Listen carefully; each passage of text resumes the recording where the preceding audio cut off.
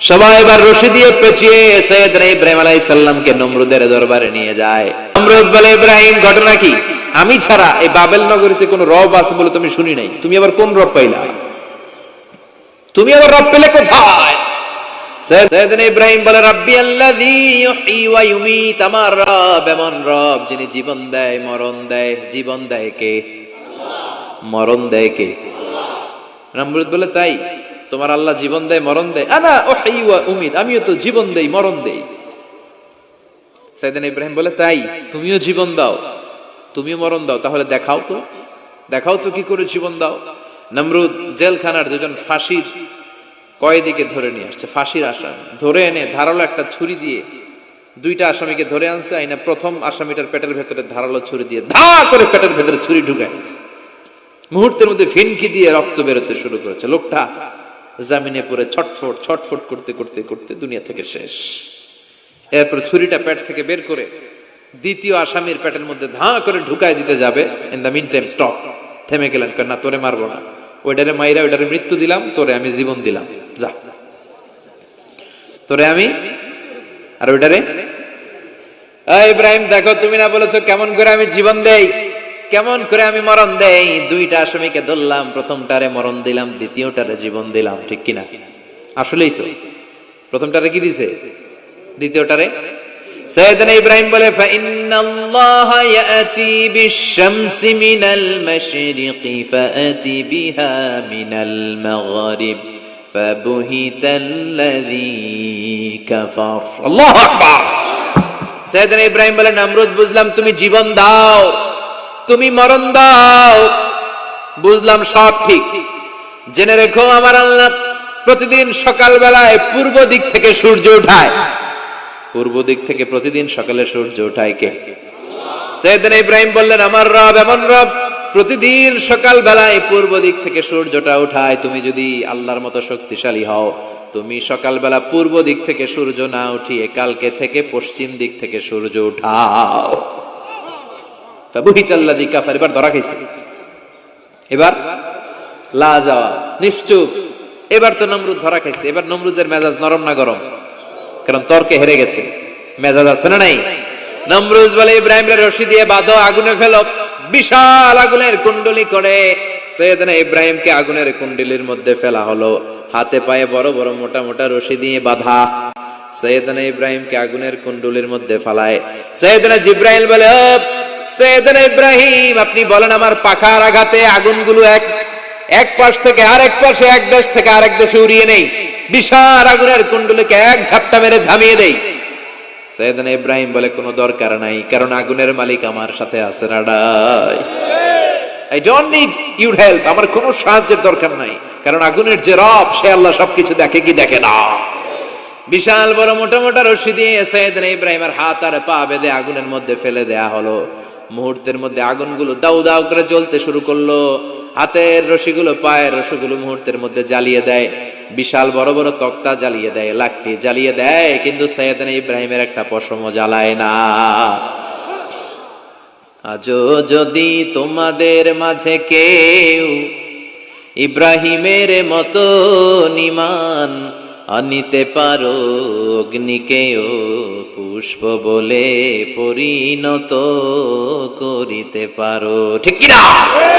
মুসার মতো ঈমান হলে রাস্তা হবে সাগর জলে। ইউসুফের মতো ঈমান হলে একে একে দরজা খুলে। নবী ইব্রাহিমের মতন ঈমান যদি আজও থাকে বিদ্যমান, অগ্নিকুণ্ডে দেখতে পাবে খুবসুরত এক ফুল বাগান। সুবহানাল্লাহ পড়েন। আল্লাহ বলেন, কুলনা ইয়া নারু কুনি বারদান ওয়া সালামান আলা ইব্রাহিম। আল্লাহ বললেন, আগুন, দুনিয়ার শুরু থেকে তোকে একটা ধর্ম আমি দিয়েছি, যা পাবি জ্বালিয়ে ছারখার করে দিবি, কিন্তু আজকে কয়েকদিনের জন্য তোর জ্বালানোর ক্ষমতা আমি আল্লাহ কেড়ে নিলাম। তে আমার ইব্রাহিমের জন্য ঠান্ডা হয়ে যা। কি হয়ে যা? তবে আগুন খবরদার এত বেশি ঠান্ডা হবি না যাতে ইব্রাহিমের সর্দি না লেগে যায়। সুবহানাল্লাহ পড়ে। আগুন বলে, আল্লাহ বললা ঠান্ডা হ, আবার বললেন বেশি ঠান্ডা হবি না, যাতে সর্দি না লেগে যায়। আমি কি করুম? আল্লাহ কয় বারদাউ ওয়া সালামান আলা ইব্রাহিম, আমার ইব্রাহিমের জন্য এয়ার কন্ডিশন, নাতিশীতোষ্ণ, গরম নয় ঠান্ডা নয়, এরকম জান্নাতের গুলবাগিচা হয়ে যা। আল্লাহু আকবার। সাইয়েদনা ইব্রাহিম আগুনের ভিতরে 40 দিন ছিলেন। চিল্লা এখন কয়দিন? একটা পশমও পুড়ে নাই। আগুন থেকে বেরিয়ে উনি অনেকদিন বেঁচে ছিলেন। শেষকালে নাতিপুতিদের সাথে যখন গল্প করতেন তখন বলতেন, নাতিরা, আমার জীবনের সবচেয়ে আরামদায়ক সময় কেটেছে নমরুদের আগুনের ভেতরে ওই 40 দিন। ওই 40 দিন যেই সুখ, আমোদ, ফুর্তি, আনন্দে আমি ছিলাম, আমার জীবনে কোন সময়, কোন মুহূর্তে এত সুখ, এত আনন্দ, এত চমৎকার সময় আমি কাটাই নাই। চিল্লা এখন সুবহানাল্লাহ। এবার আল্লাহ ডেকে বলেন, নমরুদ, টাইম ইজ আপ, তোর সময় শেষ। অনেক বেড়েছিস, অনেক সুযোগ দিয়েছি, আর না। আমি আল্লাহ সব সময় ধরি না, ধরলে ধরে না, ধরলে আল্লাহ ছাড় দেয়, কিন্তু ছেড়ে দেয় না। সুবহানাল্লাহ পড়েন। আল্লাহ কি দেয়? ছেড়ে দেয় না। আল্লাহ বলে, নমরুদ, এবার তোর শাস্তির পালা। তোরে আমি ফেরেশতা দিয়ে মারবো না, জিন দিয়ে মারবো না, সাইয়েদনা ইব্রাহিম দিয়ে মারবো না, তোরে মারবো আমি ল্যাংড়া মশা দিয়া। সুবহানাল্লাহ পড়ে। আল্লাহর বাহিনী, বাউদা জুনদুম মিন জুনুদুল্লাহ, এই মশাগুলো কিন্তু আল্লাহর সৈনিক। এই বাতাস আল্লাহর সৈনিক।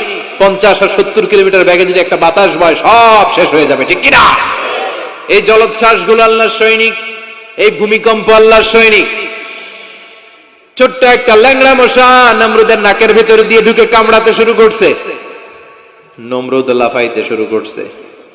নমরুদ রে সবাই কয়, নমরুদ তুমি ড্যান্স দাও কেন?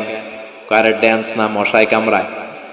মশারও কামড়ানো বাড়াই দিছে। নমরুদ এবার I M A disco dancer, disco dancer হয়ে গেছে। খালি লাফায়, খালি ডান্স দেয়। আহা, নিজের মাথার মধ্যে নিজে আঘাত করে, ঘুষি মারে, কিন্তু মশা বের হয় না। ও মিয়া, এই মশা ঢুকছে কার অর্ডারে? এটা যদি বেরোতে হয়, বেরো হবে কার অর্ডারে? সে মাথার মধ্যে কিল মারে, ঘুষি মারে, নিজের নিজে আহত করে ফেলে, মাগার মাথা থেকে মশা বেরোয়। নাকের ভিতর দিয়ে মশা ঢুকে কামড়ানো, এটা কি চারটেখানি কথা? শীতকালে যখন কাঁথা গায়ে দিয়ে শুয়ে থাকি, মশা যখন পন পন পন পন করে কানের সামনে, খারাপ লাগে না? আবার কাঁথা টাথা সরিয়ে আবার শুয়ে, আবার বন বন বন বন। তো কানের সামনে পন পন করলে যদি আপনার এত কষ্ট লাগে, নমরুদের নাকের ভিতর দিয়ে ঢুকছে, মস্তিষ্কে কামড়াচ্ছে, ওর কেমন লাগে? নমরুদ আর পারে না, অসহ্য। নিজের নিজে মারতে মারতে হাত পা কপাল সব লাল করে ফেলছে। অবশেষে আশেপাশে চাকর বাকর, খাদেম খুদ্দাম যারা আছে সবাই বললো, আমি আর পারিনি, এবার তোরা মার, তোরা মার। সবাই কয়ে, নমরুদ আজীবন নাম করে মারছো, এবার পাইছি খেলা, এবার ইচ্ছা মতো তোরা বিড়াম। এবার সবগুলো আমি নমরুদে মারা শুরু করছি। মারতে মারতে বেহুশ, মাগার মশা বেরোয়। এই মশা ঢুকেছে কার অর্ডারে? বের হবে কার অর্ডারে? তারপরে বেরোয় না। নমরুদকে এবার আমার জুতা মার। কি মার? এখন আমরা পরি প্লাস্টিকের জুতা, চামড়ার জুতা, তখন পড়তো খরমের জুতা, কাঠের জুতা। খরমের জুতা, চামড়ার জুতা। খরমের জুতা বানায় কি দিয়া? কথা কন, চিনেন? এবার কামারে জুতা মার। সবাই এবার কাঠের জুতা লইছে, ইচ্ছা মতো পিটান শুরু। পিটাইতে পিটাইতে ওর মাথা ফাটিয়ে রক্তাক্ত করে শেষ।